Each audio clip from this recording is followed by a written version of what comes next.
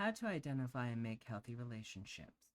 In this presentation, you will identify skill sets necessary for building relationships with supportive people that improve the quality of your life, whether they are romantic, platonic, or professional. The three goals of any supportive, healthy relationship are peace, clarity, and productivity. Disclaimer. Things to consider for compatibility when communicating is to determine the best approach in respect to cultural, religious, disability, and mental health. These must be understood and made aware of beforehand for better communication and conflict resolution. If at any point you are overwhelmed in any situation, you have the right to walk away and seek help. Know thyself. The first thing to consider is taking notice of how well you know yourself. Beware if you are influenced by others when choosing your likes, wants, needs, and desires. Consider how well you communicate your needs with others and ask clarifying questions. How well your active listening is. Notice nonverbal cues and intentional body language. These indicate other person's boundaries. Do you comprehend what they're communicating? Aware of the time for a response. There are three things that you need when communicating, setting an intention of establishing any relationship: confidence, compatibility, and consideration. Confidence. Healthy confidence is being authentic, having strength to be positive, humility, having your best interest in mind, having standards, defending your boundaries, believing that your voice does have value, being able to accept and give a compliment, and courage to be vulnerable and to ask for help. Compatibility.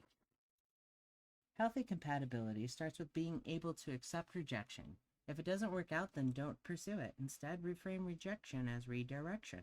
Consider evaluating their side and reframe this with gratitude to not waste time finding someone you are compatible with. Reciprocate and respect boundaries, align with shared goals, and meeting the needs with teamwork and healthy communication. Consideration.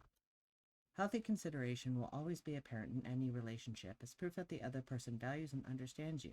It is validation that you are seen and heard, not as a means to an end of what you can do for them. And validation can easily be assessed when people assume about you or tell you how to think and feel. Consideration demonstrates advocating for having your best interest in mind that aligns with your needs and safety, whether the relationship is platonic, like mentorship, friendship, business, or intimate as family or romance. A healthy relationship has kept promises, encouragement, wise advice, coaching towards achieving your professional goals, and inclusion. And when you're not at your greatest, there's always sympathy and empathy. Red flag, green flag, yellow flag. The yellow flag must be addressed when there is confusion or contradictions that require clarifying questions. A healthy relationship would accept a challenge question and provide clarification and proofs, not excuses or leaving the question unanswered by avoiding it. If you have a hard time telling the difference between flags, pause and reflect. If you need help with identifying what a red flag is, you can ask someone you value, trust, respect, and admire what they would evaluate for themselves in the situation. Consent.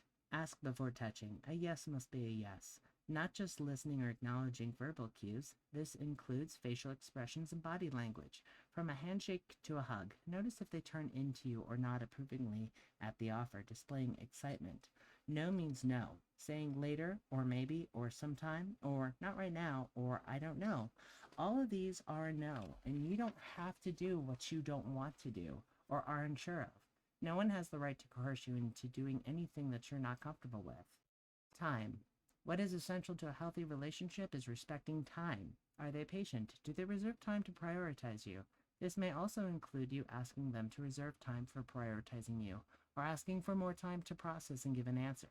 Do they follow through with updates and follow-ups? It takes 90 consecutive days to know if you can trust someone or not just 3 months on the weekends, and not just a few days every other week, which is less than 30 days in retrospect. Depending upon the constraints and needs of a relationship type, consider the appropriate availability to contact.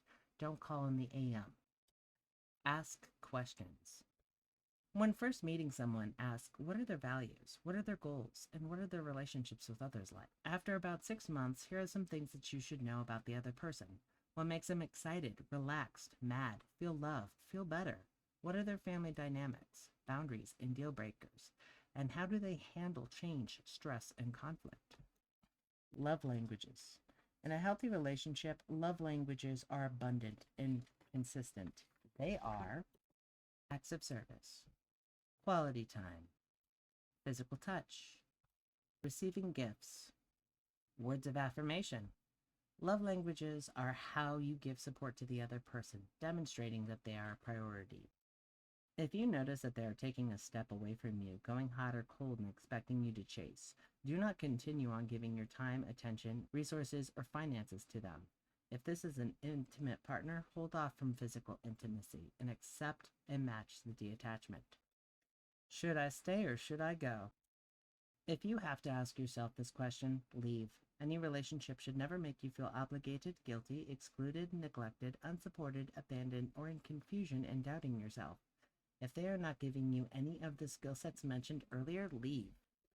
If you feel isolated, trapped, or feel unsafe and make you think that you don't deserve to ask for help, run. Report abuse right away when it happens. Reporting abuse requires documentation, evidence, witnesses, and speed. Do not waste time and report as quickly as possible. Lights, camera, action. Be in a well-lit area, be on camera, and be where people and witnesses are. See something, say something. Who to report to. In public, report to the authorities. At work, contact your HR and upper management. At school, report to the teacher or faculty member. In religious settings, report to the religious authority, family, or leave. In family, reach out for other supportive friends or family members, or at school at work. If you feel alone, you are not alone, and you deserve to ask for assistance. Please contact the National Domestic Violence Hotline or call or text the Crisis Support Services of Nevada or the National Crisis Hotline. Thank you.